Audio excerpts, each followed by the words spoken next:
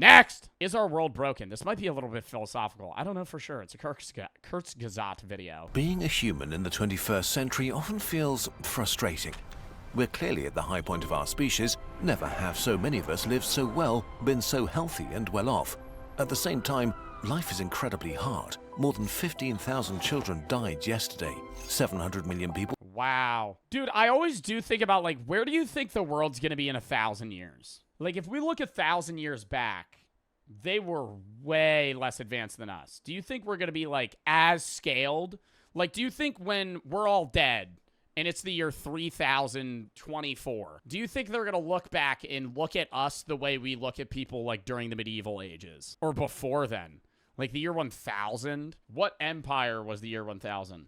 The Holy Roman Empire in continental Europe. The Muslim world was in its golden age. Babylon was abandoned in the year 1000. Dude, like, are they going to look back at us and be like, fuck, man, these people are stupid? Because, like, if I had a conversation with somebody from the year 1000, they're not dumb, but the average American is way smarter than somebody that was alive in the year 1000. Just on base knowledge. Even if you're stupid, they just knew less. Like, they knew more about survival, but less about, like, just stuff. Even within rich societies, there's loads of unfairness and daily struggle.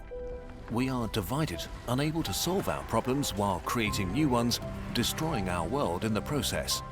In many ways, no, the U.S. government, or just society in general, lets problems get to their absolute worst before solving them historically. We don't like to deal with anything until it's basically impossible to fix it, and then we try to figure out a solution. Like, I wonder with, like, climate change and just everything, are we going to let it get to the point where, like, everything's dying and storms are getting... Like, at what point do, like, 9 hurricanes have to hit Florida in, like, 3 months for people to be like, okay, yeah, maybe we should try and do something? the vibe is that we live in dark times. It's so easy to feel disconnected and powerless in the face of problems too big to solve. We ain't making another 1,000 years. I mean, even with humans are. I don't think all of society might make it in 1,000 years. I think a lot of people, realistically, even if the nukes drop, there would be a very small knit group of people that would live. Say the whole world gets fucking bombed, there would be 100 people in a fucking shelter that would survive. And yeah, they'd make a lot of incest babies, but they would reformat everything. I don't know. Unless, like, a meteor literally kills every single person on Earth, I think it would be like Fallout. Yeah. And so the state of the world fills many of us with doom, hopelessness, and sadness. We feel it too. It's one of the most pervasive stories of our time, and there's a lot of truth to it. But, as Terry Pratchett said, we are the storytelling ape. We think in narratives and live in a network of stories that make up our world. So without minimizing the darkness, we want to add a story that we find helpful for dealing with the world. This is subjective and not a science video, so you don't need to buy into it. Our story begins with the first moment that ever was. 14 billion years ago, time and space began from some kind of state of pure energy.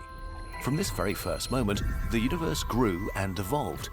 Things that were one became many.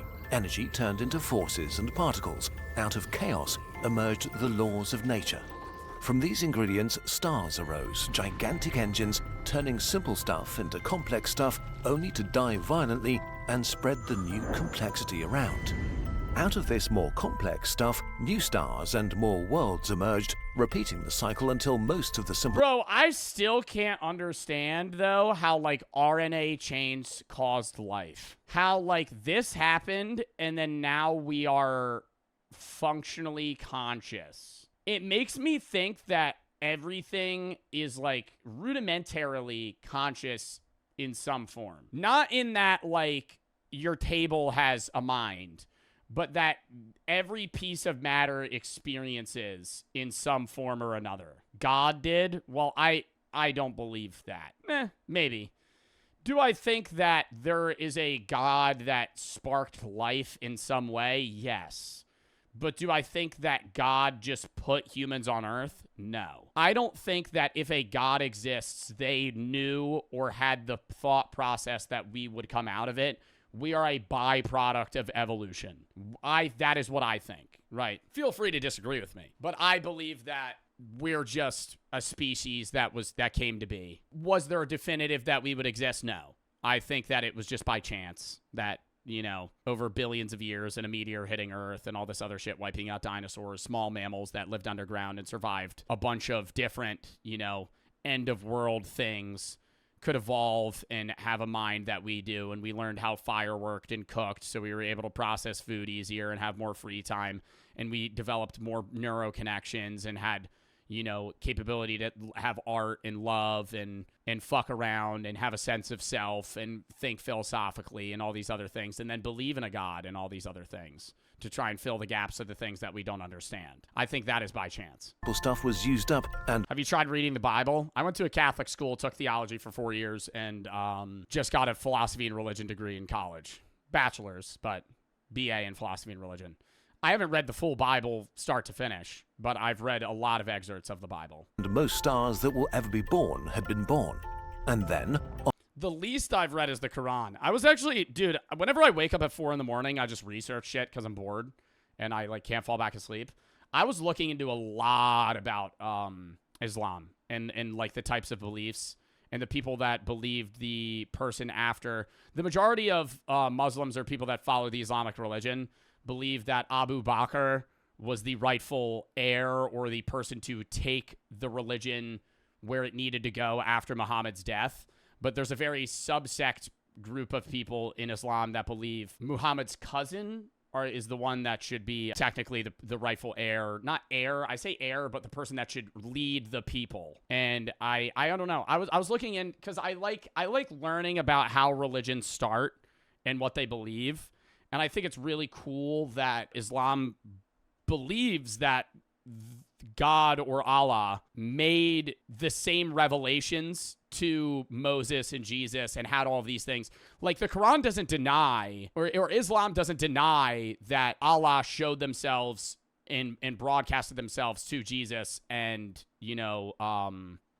Moses, and that the New and Old Testament are real and exist, right? It's more so that Muhammad's the newest prophet and that he crafted the Quran with, obviously, scribes when Allah was talking to him. And that's what the new thing should be followed as. So, learning about that's cool. Learning about newer religions is cool to see how they adapt their beliefs from older religions. Dead particles and molecules combined to make another jump in complexity. Maybe the laws that govern everything... But I just like learning about religions in general. I don't believe in any religion, but it is cool. I would love to. That's why I learn about religions, because it would be nice to be able to fucking believe in something. But I don't believe in any of them. So I can't make myself believe in something. Were destined to make life happen. Maybe it was just a cosmic dice throw. But life, now the most complex thing in existence, wasted no time and spread to even the tiniest corners. For billions of years, cells held on, fighting against the elements and each other, evolving in the process, until one day they came together and made another jump in complexity to plants, animals, and fungi.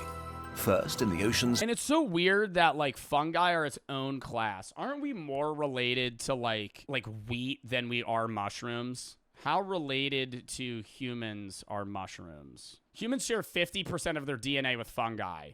The meaty taste of mushrooms mostly comes from glutamate, a neurotransmitter that several other savory foods, including meats, have. How related to humans are we to wheat? 1/4. Oh, we're more related to mushrooms. I was wrong. I had it backwards. Earth was now the stage of something grand, a complexity acceleration machine going at full speed. Millions of new species emerged and vanished. Life was beaten down over and over, but every time it came back stronger, resettling niches filled with corpses of the ones that came before. Most of these beings are hidden in time forever. We only know their faint echoes. Until a few million years ago, an animal looked at the night sky. It looked at its hands. It saw its reflection in a puddle, and it realized it existed, that it was alive, here and now. You probably had such a moment as a small child, mundane and majestic at the same time. This is where the human story begins, about 6 million years ago with the hominids. Still just another animal among many others. They split into many families and lineages, evolving further. And, like, you couldn't teach early apes that were forming into humans, like hominids. You couldn't teach them a language, but, like, you could go back, like, way back. And there's a point in time where, like, they were kind of, like, dumb, like, cavemen. But if you raised them in modern society, they might not be as smart as us, but they'd still be able to learn shit. Because language is what gives you now knowledge. Me being able to talk to the people that are older than me when I'm a kid and them to be able to teach me shit outside of going, it's what makes the wheels turn. Because now you're able to fucking die knowing that your kids have the knowledge you did, rather than dying with the knowledge you obtained with no one else knowing it. That's why when you go to fucking history class and you sit in school for fucking a third of your life, because you have to learn what other people fucking figured out before they died. Because if you don't learn it and you don't pass that on to the kids after you, then that knowledge is lost. But for some reason, their evolutionary niche enabled their brains to grow, and they learned more about this strange world. How do we say words? What do you mean, how do we say words? You morph the air in front of you, changing how it's perceived in your ears. It's just changing sound waves. But one of the things that makes us smarter too is our capacity to have knowledge.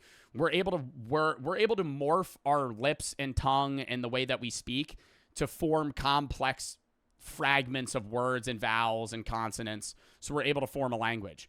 Dogs can't do that, right? As an example.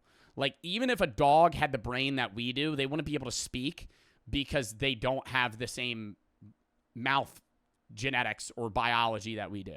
Apes can do sign language, yeah, but they can't ask questions. That's the other thing that really separates us, is that there are apes that, like the gorilla that died that knew like 2,000 words in sign language, or like bonobos, like they can know sign language and communicate and answer questions, but they can't ask them, right? Humans are also like innately curious creatures. Some people aren't, and they're NPCs, but the human species, Homo sapiens, are naturally questioning creatures, right? That's one of the reasons why I have the question mark tattoo, is because you are born and want to know why things happen and where they happen and how they happen. Some of those people's mindsets are dulled as they grow up and they just stop giving a fuck.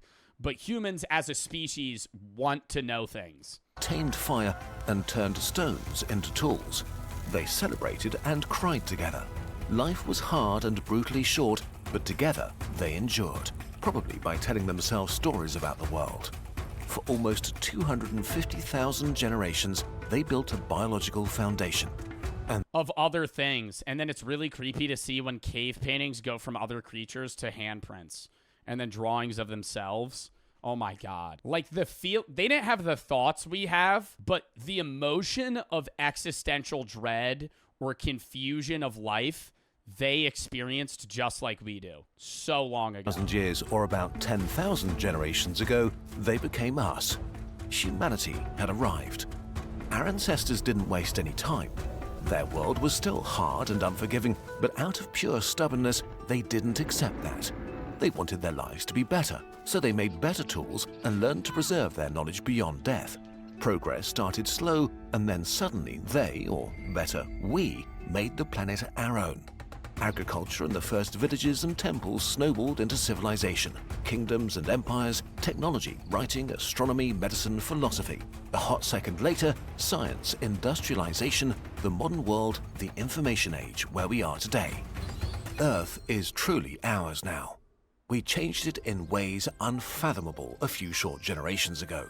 We turned the land into fields worked by millions of machines, built thousands of gigantic jungles made of sand and metal. We split the atom and traveled to other worlds. Everything is different today. Except us, of course. We humans have not changed. We were molded by a cold and unforgiving world. That's why I love the movie Oppenheimer too, is because that's like what the biggest accomplishment by humans scientifically. Not going to the moon, like the capacity to split an atom is fucking insane. For humans to figure out like microscopic, not even, you can't even view it in a microscope, fucking something so small, we're just gonna fucking jam it with like, what is it called? Not neurons. Is it neurons? I don't know what they jam it with. I don't know how splitting an atom works. And I watched the fucking movie. And I've taken a bunch of science classes. Anyways, when they split the atom, figure that the fuck out. Neutrinos. where we needed to be hard and brutal to survive. We are still bound Oh, it to is our neutrons, nature so I was right. that made us so successful. We still tell stories, are hungry for food, Oppenheimer's a real story. I'm timing you out. greedy for resources, desperate to be accepted by our peers. We're scared by the dangers that lurk in the dark, imagined and real ones. Yes, We're dumbass. still brutal to each other and the animals we hold power over. We're still territorial and possessive. We fear losing what we have, and we fear change.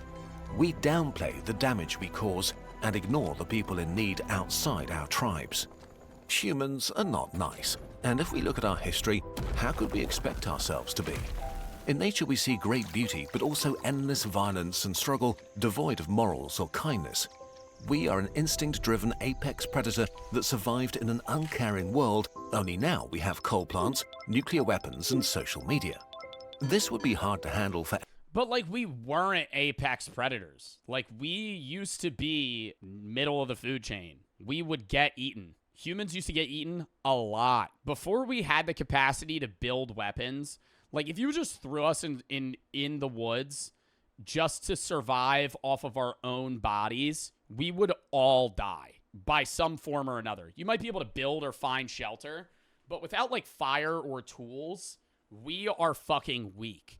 Right, comparatively to like tigers and gorillas and elephants and fucking other animals that are so high in survivability. Fuck. any animal, so it I can't speak. makes sense that we continue to follow the impulses so deeply ingrained in us.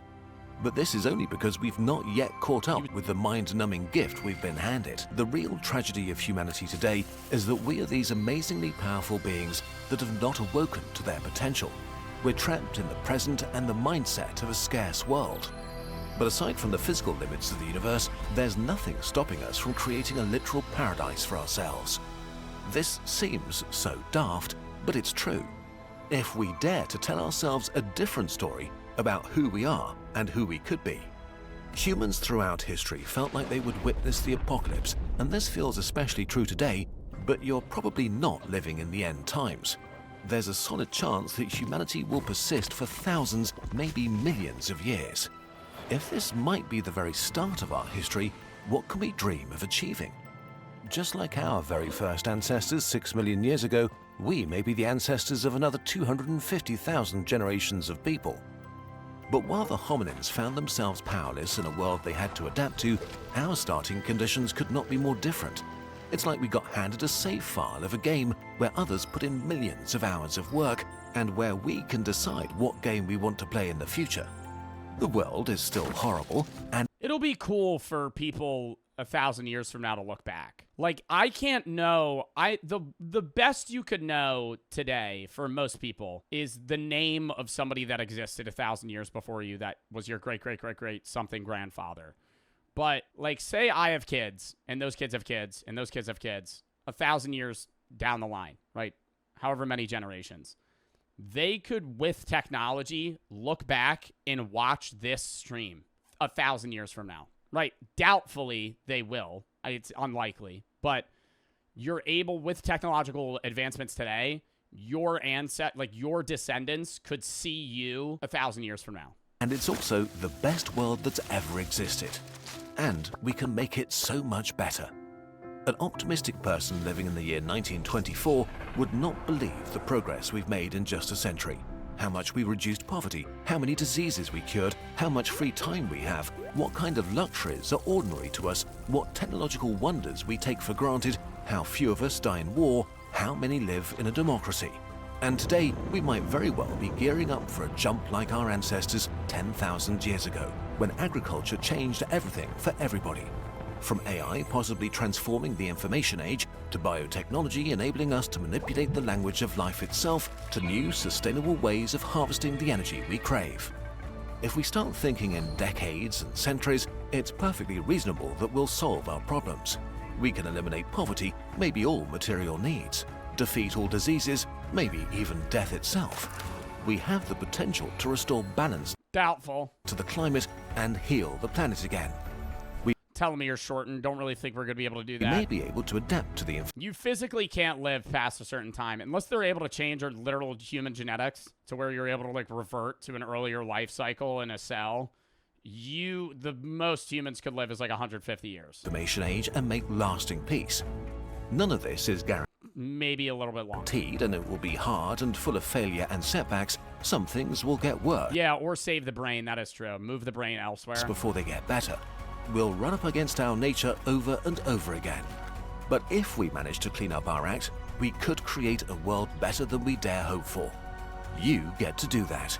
You get to live in a world that's deeply flawed, but Somebody said I'm going to live forever. No, you won't. also the best Don't get your hopes up, pal. You're not going to live forever. it ever was. You will die like the rest of us.